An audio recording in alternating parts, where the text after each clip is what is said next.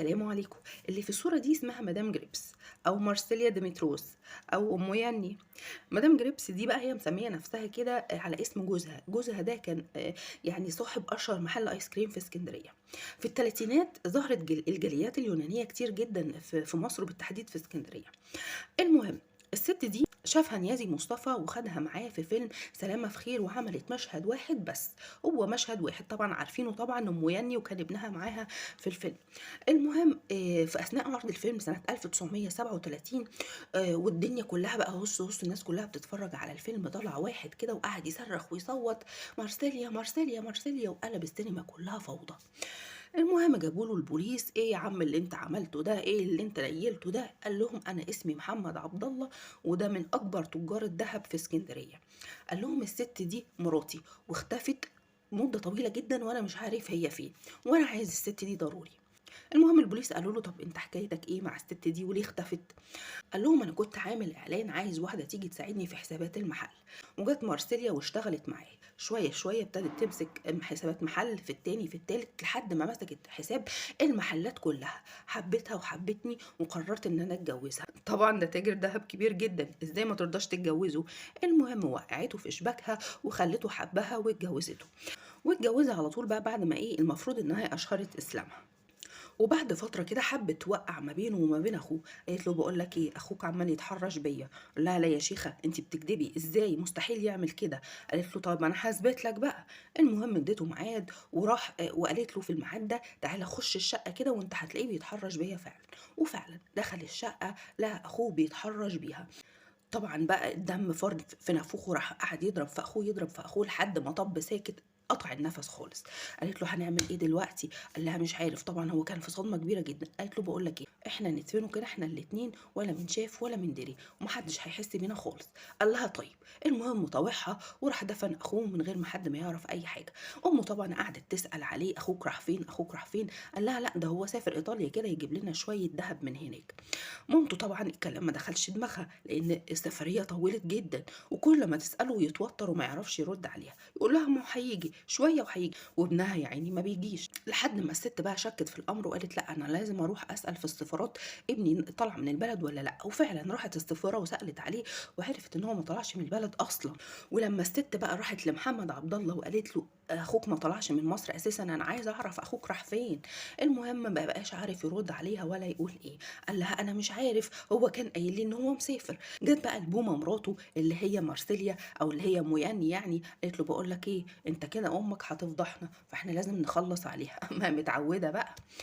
طبعا محمد عبد الله اتخض، قال لها انت اتجننتي في عقلك ولا ايه؟ انا هقتل امي؟ قالت له طب هنعمل ايه، امك تتقتل ولا انت اللي تتعدم؟ والبوليس مش هيسيبك في حالك فهيقبض عليك ويقتلك، يبقى حياتك ولا حياه امك؟ طبعا بقى محمد عبد الله كان مش عارف يتصرف ازاي ولا يعمل ايه، فكان شبه متخدر من كلامها، عملت له غسيل مخ. فهو قال لها انا مش هقدر اعمل كده. قالت له خلاص سيب الموضوع ده عليا انا. وفعلا جت لها مره حماتها راحت حاطه لها المخدر في الاكل، الوليه يا عيني نامت وهي نايمه راحت خانقاها مموتاها. يعملوا ايه بقى؟ دفنوها جنب ابنها. طبعا هيودوها فين؟ مش عارفين. فطبعا حفروا حفره جنب الحفره اللي مدفون فيها ابنها ودفنوا الست يا عيني، وبرضه محدش عرف حاجه ولا حد شاف حاجه. ومحمد عبد الله بقى ما كانش متخيل ان هو يوصل بيه الحل كده، ان هو يقتل امه ويقتل اخوه كمان. ابتدت بقى حالته النفسيه تسوء، ما بقاش ينزل من البيت خالص وتعب نفسيا جدا.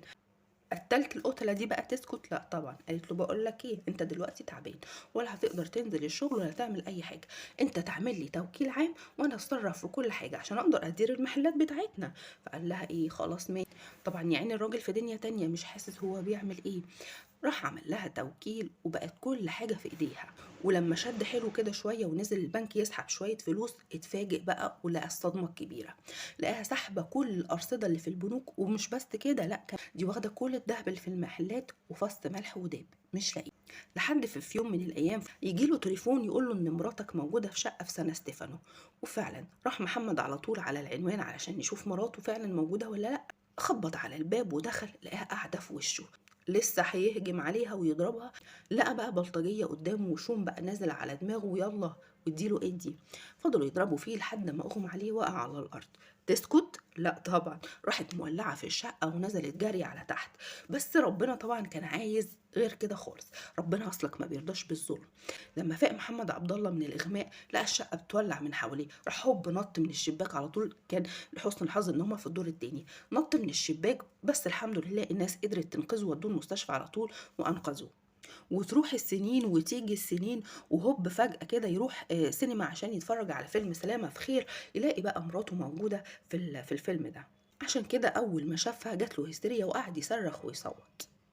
وده كل اللي حكاه محمد عبد الله للشرطة. طيب فين بقى أم يني دي؟ ما حدش عارف عنها حاجة، بس يشاء القدر إن هي لما تروح تتجوز واحد تاني، طبعا بعد ما حصل الحوار اللي حصل مع محمد عبد الله ده، عايزة تهرب طبعا تروح أي نصيبة تاخدها. قالت لجوزها بقول لك إيه، إحنا ننفد بجلدنا من البلد دي. جوزها قال لها أبدا لا يمكن، أنا مش هسيب مصر وأمشي. المهم ابتدوا يتخانقوا مع بعض، لا هنسافر لا مش هنسافر. راحت هوب مطلعة مسدس وقتلت إيه جوزها. قبل ما يموت كان في إيده مسدس، ابنها كان واقف جنبها. يعني ده ولا فيلم سينما، ده لو في فيلم سينما إحنا مش هنصدّقه، بس ده فعلًا حصل في الحقيقة. فجوزها قبل ما يموت، قبل ما روحه تطلع، قعد يضرب برضه، هو كمان كان معاه مسدس ضربها، الرصاصة ما جاتش فيها، جات في دماغ ابنها يا عيني طَب ساكت وقع في الأرض. قعدت تصرّخ وتصوّت بقى لحد ما جات الشرطة، البوليس خدها وراحوا على القسم على طول، ووقعت في إيد البوليس يعني بمنتهى البساطة.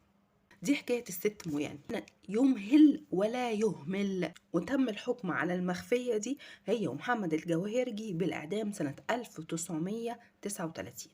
ممكن العدل يتأخر شوية لكن عمره ما بيغيب أبدا.